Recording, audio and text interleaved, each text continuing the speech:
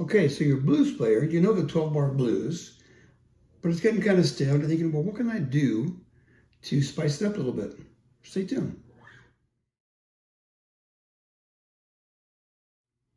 Hi, Rich Kettner, welcome to Starlight Guitars. I did a video yesterday talking about stuff you can do to maybe spice up your blues a little bit. I showed an alternate turnaround. I thought today I would just do a 12-bar blues and show a few other chords you could do. So say you're the rhythm player in a band and you want to do something rather than just 1, 4, 5 chords. So here we go. So if I'm in the key of C, 1 is C, 4, F. Instead of 7th chords, I'm going to play 9th chords. So if you're not familiar with that, instead of F7, like, F7 like this, or down here, I'm playing on the 8th fret from the 5th string, starting with my middle finger. So it's 8, 7, 8, 8, 8. So it's essentially a dominant chord, the scale degrees 1, 3, 5, 7, but also the 9th. So here I'm playing, first one I'm playing is C7. For the 4 chord, F9, back to 1. And then what you can do, so instead of doing 4 of the 1 chord, right? I'm doing 1 of the 1 chord, 1 of the 4 chord, 1 bar of the 1 chord, and then what I'm going to do is called a 2-5 to the 4 chord. All that means if the 4 is F, we're now thinking as if we're in the key of F. If F was 1, 2 would be G. I'm going to make it a minor chord, so G minor or G minor 7.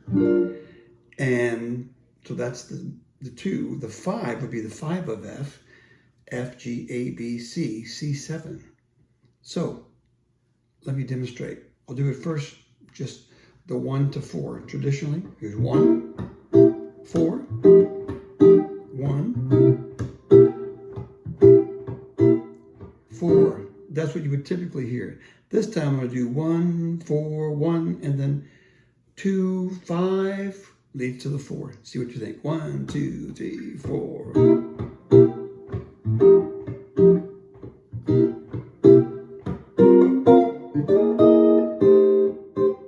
So what I did, I played G minor 7. You can play it up here. This is like that kind of G minor 7 from Long Train Running for my old boomer friends out there. Or you could play it down here, 3rd fret.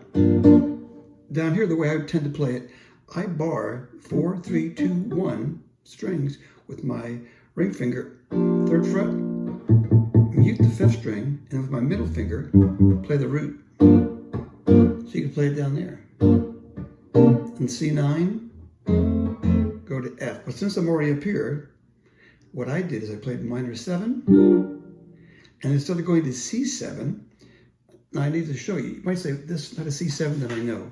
Instead of playing the full 6-string bar chords, I'm stripping it down essentially to the chords that give it its tonality, the 3rd and the 7th.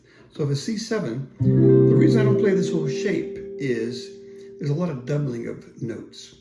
With this shape, I'm playing scale degrees 1, 5, flat 7, 3, 5, 1.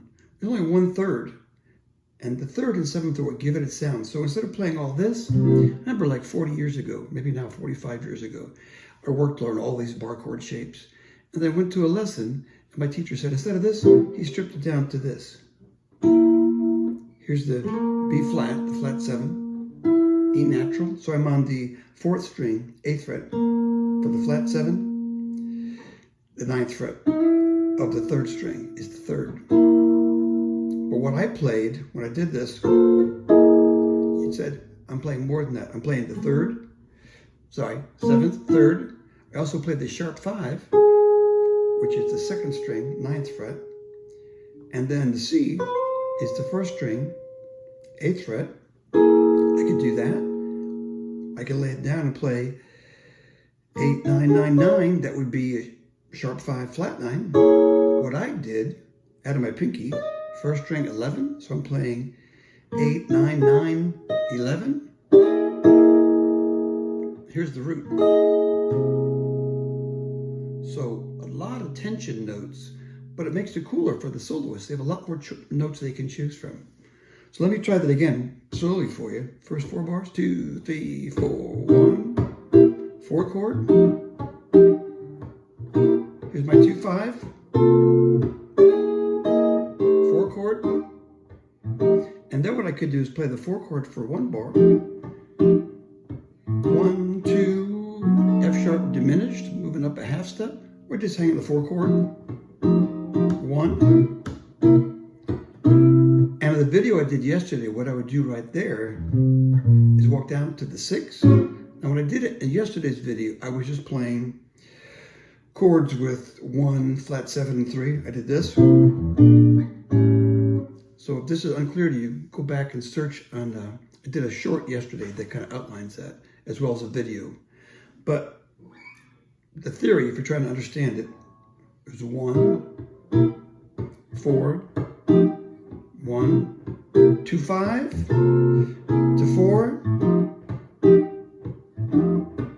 1. And I walk down to the 6. So as I said yesterday, I just did it like this. What you could do is play that's an A13, maybe not, an A7 sharp 5. So I'm playing from the 6th string, 5th fret, I mute 5, 4th string, 5th fret, 3rd string, 6th fret, 2nd string, 5th fret, sorry, 6th fret. That's the sharp 5. Also, you notice I'm not using a pick, I'm using my fingers. You could do it with a pick, but you have to be a little bit more careful on what notes you hit, okay?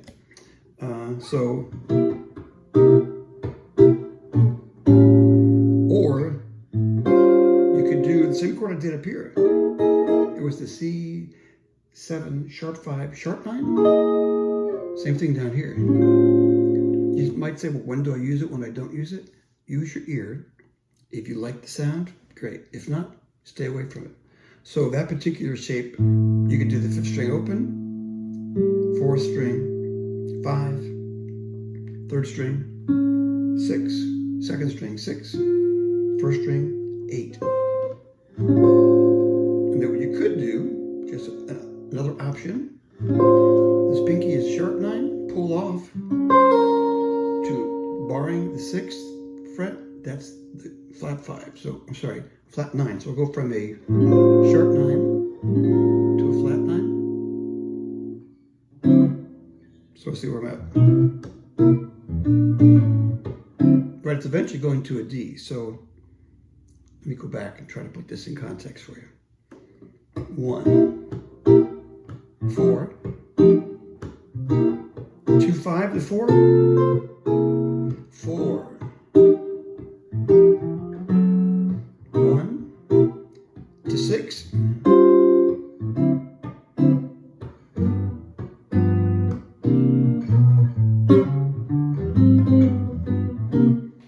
I know a lot of this is like, well, that's a lot of information thrown at you. It's just an option, you know? But even just the idea of adding the 2-5 is a very cool sound. If you're playing in a traditional blues band, even if the bass player is playing 1, typical blues, you could do the 1, 4, 1, do that 2-5, and it's going to fit perfectly well.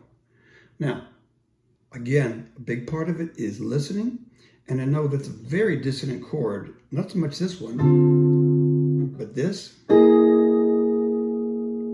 But the thing is, it sounds very cool for it. And it creates a lot of tension. And moving from this to the F, it really sets it up very well. So give it a try, see what you think. And what I'm going to try to do is a series of videos where I might go into a little more depth on some of this. I know maybe some of you, I've already lost you. If others, if it makes any sense, please check this out. Use what you can. And please ask questions. If things are unclear, leave a comment and I'll try to get back to you. As always, enjoy the journey. God bless.